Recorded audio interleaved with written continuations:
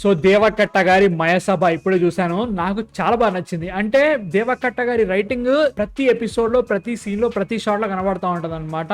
And ఈ story total గా చంద్రబాబు నాయుడు గారు అండ్ ఆల్సో మన వైఎస్ రాజశేఖర రెడ్డి గారు వాళ్ళ పొలిటికల్ కెరియర్ లో ఎలా ఉంది, వాళ్ళ ఫ్రెండ్స్ నుంచి ఎనిమీస్ గా ఎలా మారారు, దాని మీద జరుగుతా అనమాట. ముఖ్యంగా 1970s నుంచి 1990s వరకు మనకి తెలుగుదేశం పార్టీ ఇదంతా వాళ్ళు రియల్ లైఫ్ ని బేస్ చేసుకొని ఒక ఫిక్షనల్ స్టోరీ లా అని చూపిస్తా ఉంటారు. బట్ స్టిల్ రియల్ లైఫ్ ప్రతి క్యారెక్టర్ ని చాలా బాగా చూపించారని చెప్తారు. వాళ్ళ పేర్లు చెప్పారు, డిఫరెంట్ గా నడుస్తూ ఉంటది. బట్ మనకి తెలుస్తూ ఉంటది అనమాట వీళ్ళు అని చెప్పేసి, ఓకే ఈయన పేరు ఇలా మార్చారు అని చెప్పేసి చాలా బాగా పెట్టుకున్నారు. ఈ షోలో ప్రతి ఎపిసోడ్ చూస్తున్నంత సేపు కూడా ఇది రియలా కాదనే డౌట్ పక్క పెట్టినా గానీ ఇంత డీప్ గా ఎలా వెళ్ళారు. ప్రతి షాట్ చూసే కొద్దీ ఏదో రకంగా దీని మీద కాంట్రవర్సీ వస్తుంది కదా, ఎలా చేశారని ఫీలింగ్ అయితే గ్యారంటీగా వచ్చింది. ఎందుకంటే దీనిలో చాలా డీప్ గా వెళ్ళారనమాట. మనకి తెలిసిన విషయాలే కాకుండా తెలియని విషయాలు అండ్ ఆల్సో ప్రిటీ రియలిస్టిక్ విషయాలు జరుగుతాయి అనమాట. మనకి చంద్రబాబు నాయుడు గారు, వైఎస్ రాజశేఖర రెడ్డి గారు ఎలా ఉన్నారో దాని చుట్టుపక్కల ఉండే సిచ్యువేషన్స్, వాళ్ళు ఉన్న ఎన్వైరన్మెంట్స్, ముఖ్యంగా ఆంధ్రప్రదేశ్ లో కులం అనేది ఎంత పెద్ద విషయం అనేది చాలా ఇంట్రెస్టింగ్ గా చూపించారని చెప్తారు. ఇప్పటి వరకు కులాల మీద చాలా సినిమాలు వచ్చాయి, చాలా సిరీస్లు వచ్చాయి, చాలా విషయాలు జరిగాయి. కాకపోతే దీంట్లో ఒక న్యూయాన్స్డ్ వేలో చూపించారనమాట. దాని వల్ల జనాలు ఏ రేంజ్ లో నష్టపోయారో ఈ షోలో బాగా చూపించారని చెప్తా. నేను తెలంగాణ నుంచి పర్సనల్ గా ఈ కుల వివక్ష అనేది మా దగ్గర అంత బాగా ఉండదు. చాలా వరకు స్టోరీ అంతా కూడా ఈ ఆంధ్రప్రదేశ్, చిత్తూరు, రాయలసీమ చుట్టే జరుగుతూ ఉంటది అన్నట్టు. వాళ్ళ విషయాలు అవన్నీ జరుగుతూ ఉంటాయి. కాబట్టి నేను ఒక విండో సీట్ లో కూర్చొని ఏం సంగతి అని చెప్పేసి చూసినట్టు అనిపించింది తప్ప ఇదేదో నాకు రిలేటబుల్ ఉన్నట్టు అనే ఫీలింగ్ ఎక్కడ రాలేదు. అట్లా చెప్పినా కానీ ఎవరైతే పొలిటికల్ లీడర్స్ ఉన్నారో వాళ్ళు మా తెలంగాణకి చాలా అన్యాయాలు చేశారు. అట్లా చెప్పేసి నా పర్సనల్ మోటివ్స్ పక్క పెడితే this show is really well told. Story చాలా బాగా రాసుకున్నారు. ఎపిసోడ్స్ అన్ని చాలా క్రిస్ప్ గా ఉంటాయి. పాయింట్ కి వెళ్ళారు. మంచి యాక్టర్స్ ని పెట్టుకున్నారు అనిపించింది. ముఖ్యంగా మెయిన్ ఇంపార్టెంట్ క్యారెక్టర్స్ ఏవైతే ఉంటాయో వాటన్నిటికీ చాలా మంచి యాక్టర్స్ ని పెట్టుకున్నారు.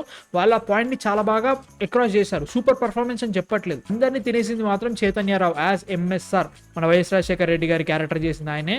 Fantastic performance. అమ్మ బాబాయ్, కొన్ని సిచ్యువేషన్ చూస్తుంటే అది నిజమే రా బాబు కనబడుతున్నాడు అని ఫీలింగ్ వచ్చింది. ఇదికి మన Aditya initiative was also really good. But Chaitanya Rao కుమ్మేస్తున్నాడు భయ్య. ఒక్కొక్క షాట్ అయితే మాత్రం చాలా బాగుంది. అండ్ ఈ షో చూస్తున్నంత కొద్ది రియల్ లైఫ్ లో జరిగే న్యూఆన్సెస్ ని చాలా బాగా పట్టుకున్నారని ఫీలింగ్ వచ్చింది. అరే ఇలా జరిగింది కదా, దీని తర్వాత ఇలా జరిగిందని చెప్పేసి ప్రతి ఈవెంట్ ని కనెక్ట్ చేయడం చాలా బాగా నచ్చింది. అండ్ ఈ స్టోరీ కూడా కొన్ని ఏళ్ళు నడుస్తూ ఉంటది. కొన్ని ఇంపార్టెంట్ ఫ్యామిలీస్ అన్ని దీనిలో కూర్చొని ఉంటాయి. ఆ ఫ్యామిలీలో ఉన్న ప్రతి క్యారెక్టర్ కి ఇంపార్టెన్స్ ఉంటది. అట్లని చెప్పేసి వాళ్ళ మీద ఒక 10 నిమిషాలు 15 నిమిషాలు పెట్టాడు. ప్రతి ఒక్కరికి కొంచెం టైం ఇస్తూ ఉంటాడు. కాకపోతే ఆ చిన్న టైంలో వాళ్ళ ఇంపాక్ట్ చాలా గట్టిగా ఉంటది అనమాట. ఇవే కాకుండా నక్సలిజం ఉంటది, మన నేషనల్ ఎలక్షన్స్ ఉంటా ఉంటాయి, అక్కడ పెద్ద ఫ్యామిలీ ఉంటది. తెలిసిందే మనకి. నాకు ఎందుకో ఐరావతి క్యారెక్టర్ ఏదైతే ఉందో లైక్ ఇందిరాగాంధీ గారు జరుగుతుందో మరి వన్ నోట్ గా రాశారా అంటే లైక్ ఒకటే పాయింట్ ఆఫ్ వ్యూ చూపించినట్టు అనిపించింది అనమాట. అంటే లైక్ మన తెలుగు వాళ్ళకి మనకి జరిగింది సిచ్యువేషన్, సెంట్రల్ గవర్నమెంట్ అప్పట్లో చేసిన విషయాలు, ఎమర్జెన్సీ కానీ ఇవన్నీ చాలా బాగా అడ్రస్ చేశారు.